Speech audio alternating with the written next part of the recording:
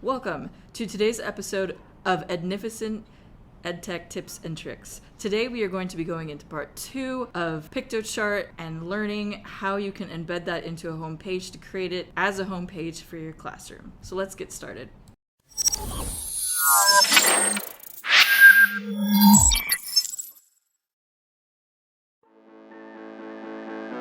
Okay, so we're going to now recap what it is that we kind of went over on part 1, which was going through all the features. Now, I didn't cover every single little feature, so I'm going to kind of go over some things that we didn't go over. For example, customization. You can customize your words, and you can customize pretty much any of the shapes that are within Piktochart.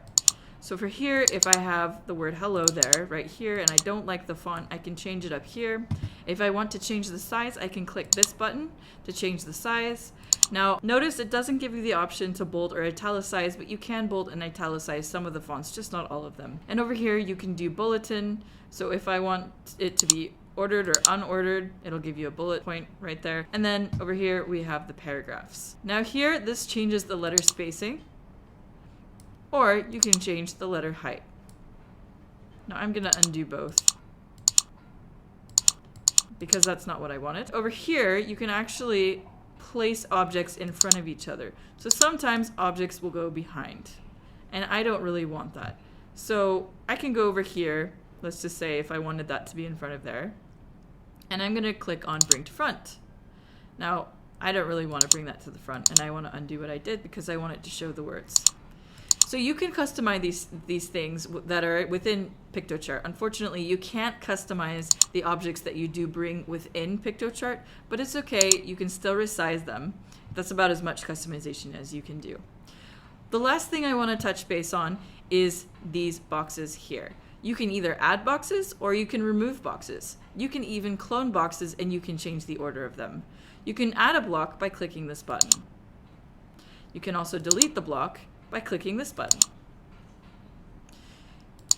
If you don't want this block here, you can click move down.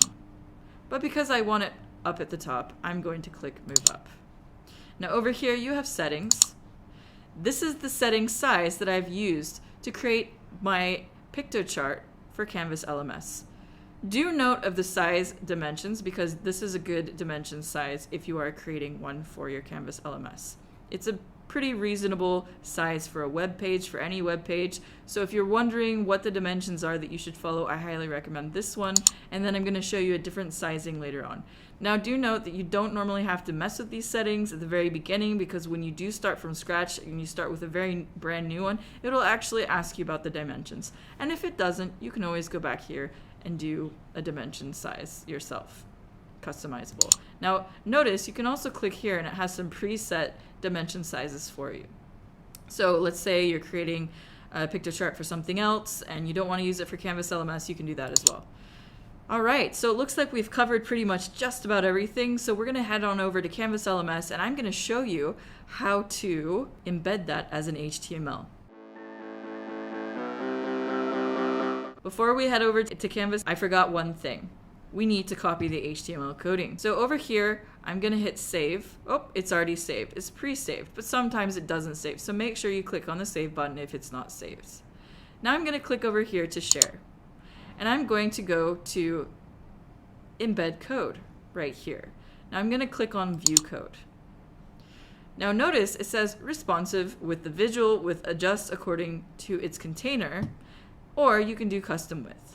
Now because we are creating it as a web page for Canvas LMS and we're not technically using it what it was intended for, which was an infographic alone, we need to stretch it a little bit. So what the dimensions you should be using are 2000 pixels. So once you change that number, you can go down here and you can copy the HTML code right away. Now you're going to hit the copy button. And now we're going to head on over to Canvas LMS. Okay, so now I'm in my home page, and I'm going to go over here and click on Pages, and I'm going to click on View All Pages. Now I'm going to create a brand new page. So hypothetically, if you're starting a whole new class, this is what you would do, is to create a new page. So here I have a blank slate, and I'm going to create something for class of 2021. So I'm going to say, welcome, new students.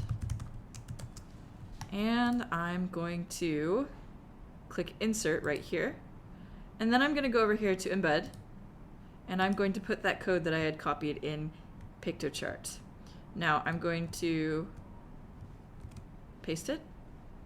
Now you can paste it by right-clicking and hit paste, or if you know the shortcut keys on your keyboard, you can also do that. And then I'm going to click submit. Immediately it will upload. Now if you notice, it shows as very, very big, and that's okay because once you save, you'll see the actual size of the content. So I'm going to go ahead and save it, and there you go. So now you see my home page.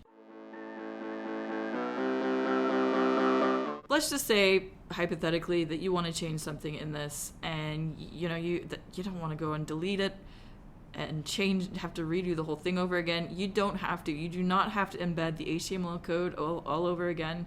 What you can actually do here is go back to Piktochart, and you can change it within Piktochart. So let's say I want to change the lettering here. I kind of already did. We're going to do it again. I'm going to color this yellow, and then I'm going to hit save. Now it's already saved, but I saved it anyways. And I'm going to go back here, and I'm going to click refresh.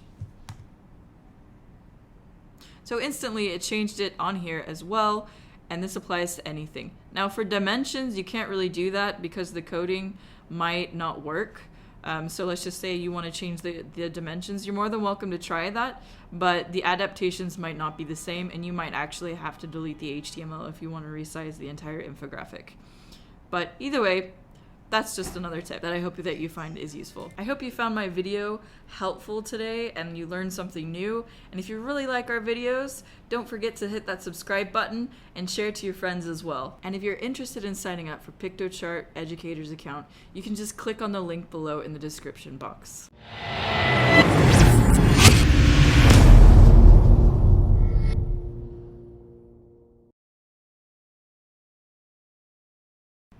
And if you're interested in signing up for Piktochart Educator's account, you can just click on the link below in the description box.